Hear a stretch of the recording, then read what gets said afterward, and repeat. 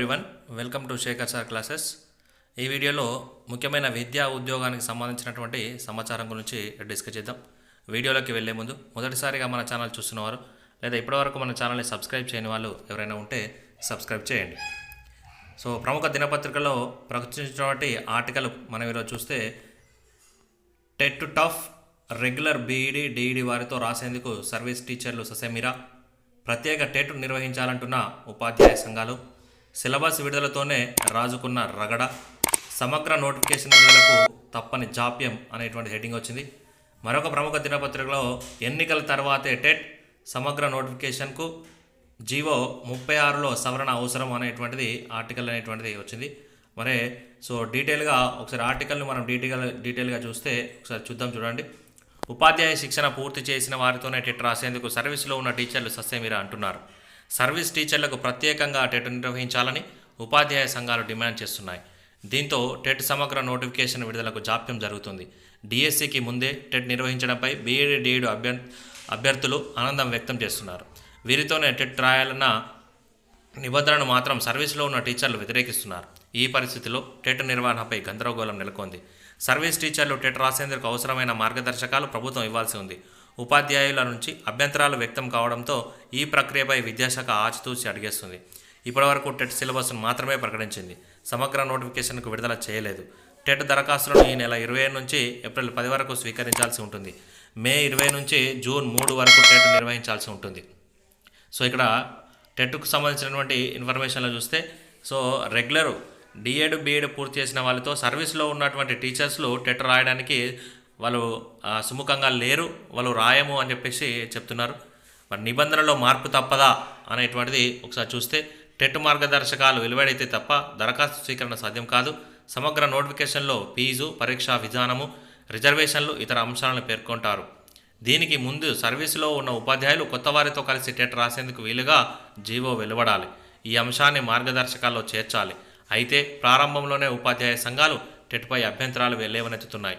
Syllabus విడుదలైన వెంటనే అధికారులను ఉపాధ్యాయ సంఘాలు కలిసి అభ్యంతరాలు తెలియజేశాయి.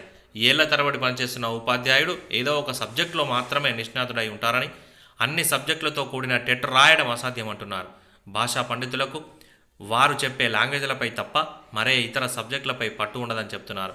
ఇటీవల కాలంలో బీఈడి డిఈడి అభ్యర్థులు తేలికగా టెట్ రాసే వీలుంటుందని, కొన్నేళ్ల క్రితం ఈ కోర్సులు చేసిన టీచర్లు ఎలా రాస్తారనే వాదన వెలువెత్తుతున్నారు. దీనిపై ప్రభుత్వం కూడా అధికారుల నుంచి వివరణ కోరింది. ఈ కారణంగానే టెట్ సమగ్ర నోటిఫికేషన్ విధానంలో జాప్యం అవుతుందని విద్యాశాఖ వర్గాలు అంటున్నాయి. టీచర్లను బలవంతంగా టెట్ రాసే జాబితాలో చేరిస్తే న్యాయ పోరాటానికైనా కొన్ని సంఘాలు సిద్ధమవుతున్నాయి. ఇదే జరిగితే టెట్ నిర్వహణకు బ్రేక్ పడుతుందని ఆందోళనలు ఉన్నాయి. రాష్ట్ర వ్యాప్తంగా టెట్ అర్హత లేని ఉపాధ్యాయులు 80,000 మంది వరకు ఉన్నారు. స్పెషల్ గ్రేడ్ ఉపాధ్యాయుల నుంచి సెక్రటరీ గ్రేడ్, ఎస్ఏల నుంచి హెచ్ఎంలకు పదోన్నతులు పొందాలంటే టెట్ అర్హత తప్పనిసరని కోర్టు పేర్కొంది. ఈ నేపథ్యంలో టెట్ రాయాల్సిన అవసరం ఏర్పడింది. టెట్ తర్వాతే పదోన్నతులు చేపడతారు. పదోన్నతులు కల్పిస్తేనే ఖాళీల సంఖ్య స్పష్టంగా తెలుస్తుంది అనేటువంటి ఆర్టికల్ చూసాం. సో ఇక్కడ ఆర్టికల్ అనేటువంటి దేని గురించి అంటే ఇప్పుడు సర్వీస్లో ఉన్నటువంటి వాళ్ళకు ప్రమోషన్ రావాలంటే వాళ్ళు టెట్ కంపల్సరీగా క్వాలిఫై కావాలి అనేటువంటిది హైకోర్టు అనేటువంటి తీర్పునిచ్చింది. దాని ప్రకారం వీళ్ళు రాస్తారా రాయరా అనేటువంటి దాని మాత్రమే సందిగ్ధత ఉంది.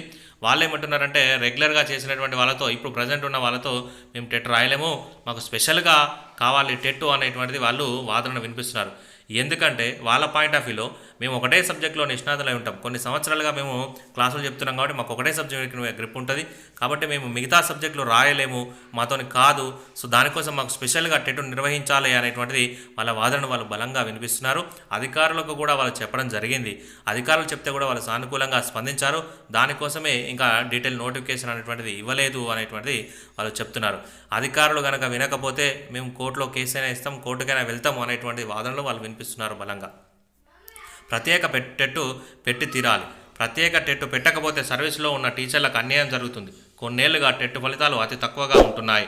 ఎప్పుడో బీఈడి టీటీసీ చేసిన టీచర్లు ఇప్పుడు టెట్ రాస్తే పాస్ అయ్యే అవకాశం తక్కువ. కాబట్టి ప్రత్యేక సిలబస్తో టీచర్లకు టెట్ పెట్టాలి.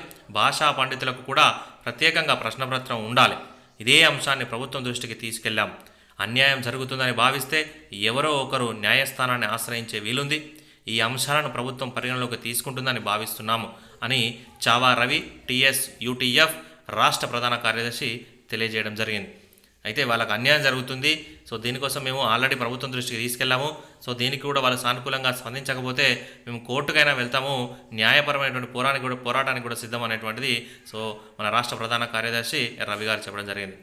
తక్షణమే గైడ్లైన్స్ ఇవ్వాలి. హెడ్లైన్స్ ప్రకారం టెట్ గైడ్లైన్స్ విడుదల చేయకపోవడంతో ఎంతమాత్రం సరికాదు. విధి విధానాలు వస్తే తప్ప నిర్ణయించిన తేదీలో దరఖాస్తు స్వీకరణ సాధ్యం కాదు. లక్షల మంది అభ్యర్థులు టెట్ సమగ్ర నోటిఫికేషన్కి ఎదురుచూస్తున్నారు. టెట్ సకాలంలో జరిగి ఫలితాలు వెలువడినా డిఎస్సి రాయడానికి తక్కువ సమయమే ఉంటుంది. ఈ అంశాలను ప్రభుత్వం పరిగణలోకి తీసుకోవాలని రావుల మనోహర్ రెడ్డి తెలంగాణ బీఎడ్ డిఎడ్ అభ్యర్థి సంఘం అధ్యక్షుడు చెప్పడం జరిగింది. సో దీనికి సంబంధించి టెట్కు సంబంధించి మరొక దినపత్రికలో ఎన్నికల తర్వాతే టెట్ సమగ్ర నోటిఫికేషన్కు జీవో 36లో సవరణలు అవసరం అనేటువంటిది హెడ్డింగ్ అనేటువంటిది వచ్చింది. సో దానికి సంబంధించినటువంటి డీటెయిల్గా ఆర్టికల్ చూస్తే ఒకసారి చూడండి. తెలంగాణ రాష్ట్రంలో ఉపాధ్యాయ అర్హత పరీక్ష టెట్ 2024కు సంబంధించినటువంటి సమగ్ర నోటిఫికేషన్ సార్వత్రిక ఎన్నికల అనంతరం వెలువడే అవకాశం ఉన్నట్టు తెలుస్తుంది. సమగ్ర టెట్ నోటిఫికేషన్ జారీ చేయాలంటే ప్రభుత్వం గతంలో జారీ చేసిన జీవో 36ను సవరణ చేయాల్సి ఉంటుంది. జీవోలో 1 to 8 తరగతులకు బోధించేందుకు కాబోయే టీచర్లకు మాత్రమే టెట్ నిర్వహిస్తామని జీవోలో విద్యాశాఖ పేర్కొంది. మరి స్కూల్ అసిస్టెంటు హెచ్ఎంలు పదోన్నతులుగా టెట్ను తప్పనిసరి చేస్తూ ఇటీవలే రాష్ట్ర హైకోర్టు తీర్పునిచ్చింది. దీంతో పదోన్నతులు కల్పించాలంటే టెట్ అర్హత అడ్డంకిగా మారింది. ఇప్పుడు జారీ చేయనున్న టెట్లో తమకు కూడా అవకాశం కల్పించాలని ఇప్పటికే ఉపాధ్యాయులుగా ఉన్నవారు విద్యాశాఖ అధికారులను కోరారు. దీంతో పాటు ఈ ఏడాది నుంచి టెట్ ఏడాదిలో 2 సార్లు నిర్వహిస్తామని రాష్ట్ర ప్రభుత్వం ప్రకటించింది. ఈ నేపథ్యంలో జీవోలో సవరణలు చేయాల్సి ఉంటుంది. జీవోలో సవరణలు చేసి కొత్త జీవోను జారీ చేయాల్సి ఉంటుంది. అయితే జీవోలో సవరణలు చేసిన తర్వాత జీవో జారీకి ఎలక్షన్ కమిటీ అనుమతి తీసుకోవాలా వద్దా అనేటువంటిది స్పష్టత లేదు. ఒకవేళ ప్రభుత్వం జీవో జారీకి అనుమతి తీసుకోవాల్సి వస్తుంది అనేటువంటిది సో ఈ ఆర్టికల్లో ఇవ్వడం జరిగింది. సమగ్ర నోటిఫికేషన్ కోసం జీవోను సవరణ చేయాలి. టెట్ నోటిఫికేషన్ కోసం జీవోను సవరణ చేయాలి. ఆ జీవోలో ఇప్పుడు ప్రజెంట్ ఉన్నటువంటి వర్కింగ్ ఉపాధ్యాయులు ఏదైతే ఉన్నారో వాళ్ళకు స్పెషల్గా మన నోటిఫికేషన్ ఇవ్వాలా, లేకపోతే వీళ్ళతోనే ఇవ్వాలా? ఎందుకంటే వీళ్ళకు పదోన్నతులు హెచ్ఎంలుగా పదోన్నతులు పొందాలంటే వీళ్ళకు టెట్ కంపల్సరీ అనేటువంటిది ఇటీవల హైకోర్టు జారీ చేసింది. సో దాని గురించి అనేటువంటిది ఇవ్వడం జరిగింది. ఓకే, సో మనం ఈ వీడియోలో మనం విద్యా ఉద్యోగానికి సంబంధించినటువంటి సమగ్ర సమాచారాన్ని చూసాం. ఈ వీడియో కనుక మీకు నచ్చినట్లయితే లైక్ చేయండి, షేర్ చేయండి, సబ్స్క్రైబ్ చేయండి. Thank you.